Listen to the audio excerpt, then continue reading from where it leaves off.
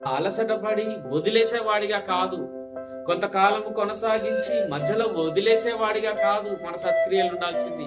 నీకు ఇష్టమైనప్పుడు చేసి, నష్టమైనప్పుడు కష్టమైనప్పుడు వదిలేసేవాడు కాదు. నువ్వు సత్క్రియలను కొనసాగిస్తున్నప్పుడు నీకు వచ్చినటువంటి ఇబ్బందులను బట్టి నువ్వు మానేసేవాడు కాదు. అలాగుండకూడదు. నువ్వు సత్క్రియలను ఎలా చేయాలంటే ఓపికగా చేయాలి సత్క్రియలు. ఆ సత్క్రియలు ఓపికగా చేస్తూ నువ్వు చేయాల్సిన మరో పని ఏంటంటే మహిమను, ఘనతను, అక్షయతను వెదకాలి.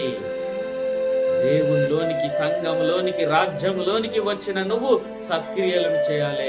సత్క్రియలను చేస్తూ మహిమను, ఘనతను, అక్షయతను నువ్వు వెతికే పనిలో ఉండాలి.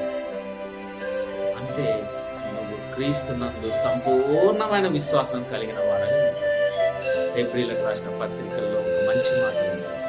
విశ్వాసము లేకుండా దేవునికి ఇష్టడైనంత అసాధ్యం. ఆయన యొద్దకు వచ్చేవాడు ఆయన ఉన్నాడని, తన్ను వెతుకువానికి ఫలము దయచేయువాడని మీరు నమ్మవలను కదా.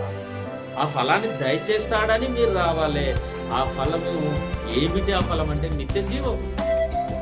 కాబట్టి ఏం చేయాలి ఆ నిత్య జీవం పొందుకోవడానికి అనంటే మనము మహిమను, ఘనతను, అక్షయతను వెతికే వారికే దేవుడు ప్రభు అయిన యేసుక్రీస్తు నిత్య జీవమును అనుగ్రహిస్తానని అపోస్తులైన పౌలు తన రోమాలో ఉన్న సంఘమునకు రాస్తున్నటువంటి లేఖల్లో పేర్కొన్నాడు. ప్రియమైన దేవుని వల్ల మరొక మాట